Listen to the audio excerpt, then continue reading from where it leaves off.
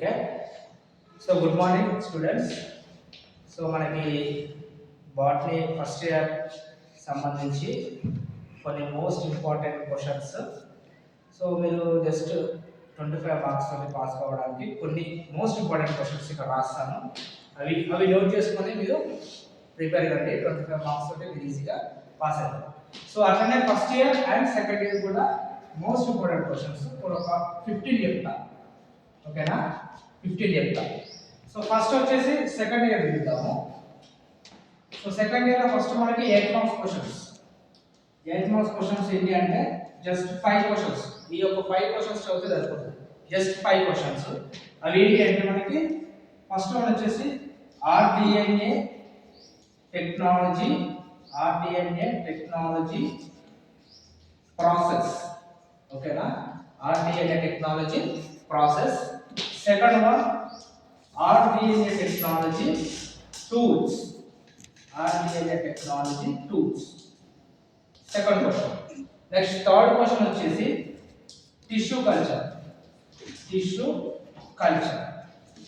Next fourth question వచ్చేసి botanist.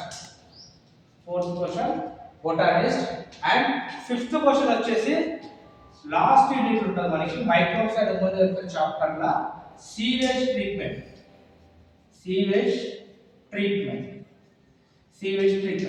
So ఈ 5 questions లోకి వెళ్ళి మనకి 2 క్వశ్చన్స్ వస్తాయి. ఏవైనా 2 క్వశ్చన్స్ వస్తాయి.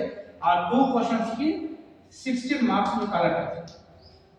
16 మార్క్స్ అలర్ట్. నెక్స్ట్ వచ్చేసి 6th క్వశ్చన్ వచ్చేసి ఏంటంటే మీకు 4 మార్క్స్ క్వశ్చన్స్. ఇక్కడ నుండి 4 మార్క్స్ క్వశ్చన్స్. 6th క్వశ్చన్ వచ్చేసి cofactor. 6th one cofactor. 7th question వచ్చేసి ఎంజైమ్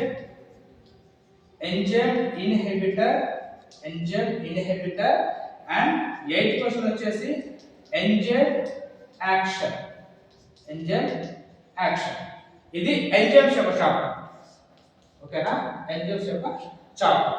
నెక్స్ట్ 9th క్వశ్చన్ వచ్చేసి ఏంటంటే అప్లికేషన్స్ ఆఫ్ అగ్రికల్చర్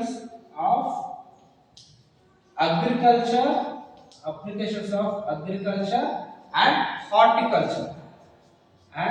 హార్టికల్చర్. ఓకేనా, applications of agriculture and horticulture. Next 10th question వచ్చేసి జిబ్బెర్రిలిన్స్. అండ్ 11th క్వశ్చన్ వచ్చేసి cytokinesis. And 12th question వచ్చేసి seed dormancy. ఓకేనా, so ఇది వరకు మనకి ఇది 4th chapter. Chapter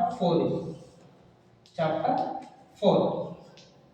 next 13th question వచ్చేసి ఇది మనకి బయోటెక్నాలజీ ఉంటుంది, జెనెటిక్స్ లా. 13th క్వశ్చన్ వచ్చేసి RNA polymerase. Next 14th question వచ్చేసి genetic code. Next 15th question వచ్చేసి న్యూక్లియోజోమ్స్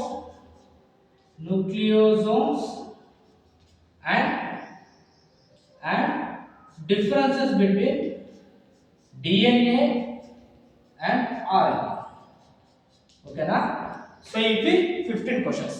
ఈ 15 క్వశ్చన్స్ మీరు జస్ట్ ఒక 1 వీక్ చదువుకుంటే అట్లీస్ట్ 24 మార్క్స్ తో కన్నా మీరు ఈజీగా పాస్ అవుతారు. ఓకేనా, సో ఈ క్వశ్చన్స్ చాలా ఇవ్వాలి. ఈ క్వశ్చన్స్ మీరు కన్ఫర్మ్ గా 100% ఈ క్వశ్చన్స్ మీరు చదివితే ఈజీగా 24 మార్క్స్ తో పాస్ అవుతారు. ఎలాంటి డౌట్ లేదు. ఇది second year. Next first year చూస్తే ఫస్ట్ ఇయర్ లో 8 మార్క్స్ క్వశ్చన్స్. ఫస్ట్ క్వశ్చన్ వచ్చేసి రూట్ మోడిఫికేషన్. సెకండ్ వన్ వచ్చేసి stem modification. And third question వచ్చేసి రెసిమోస్ ఇన్ఫ్లోరెన్సెస్. అండ్ ఫోర్త్ క్వశ్చన్ వచ్చేసి embryo sock in angiosperm. And fifth question వచ్చేసి మైక్రోస్పోరాంజియం wall layers wall layers. And sixth question వచ్చేసి pollinating agent. And seventh question వచ్చేసి fertilisation of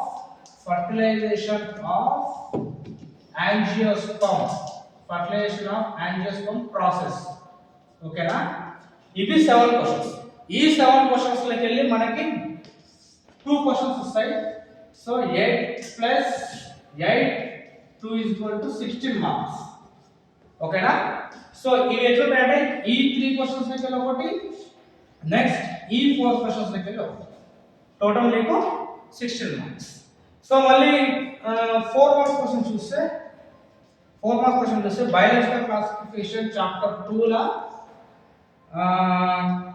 8th one euglenids.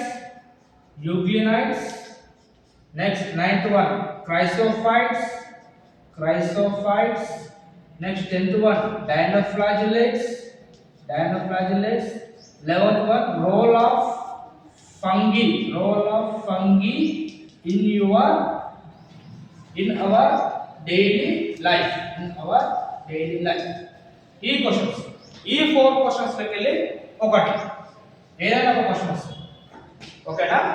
So next 12th question ఏంటంటే red algae brown algae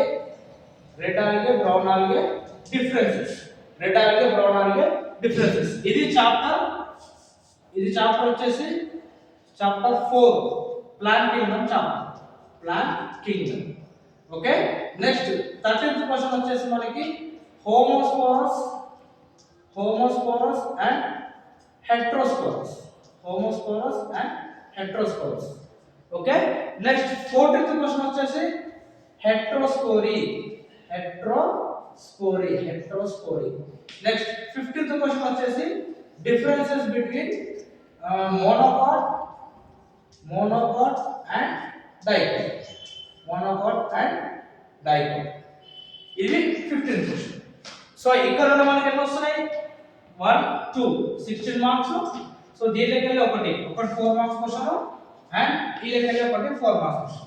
so total 16 + 4 20 + 24. So దీంతో కూడా మీరు ఈజీగా pass అవుతారు. మాకు మార్క్స్ కావాలి అనుకుంటే ఈ క్వశ్చన్స్ చదువుకుంటే సరిపోతుంది. ఎక్కువ ఏం అవసరం లేదు. జస్ట్ 15 క్వశ్చన్స్, దీంట్లో 15 క్వశ్చన్స్ చదువుకుంటే ఈజీగా మీరు 24 మార్క్స్ పాస్ అవుతారు.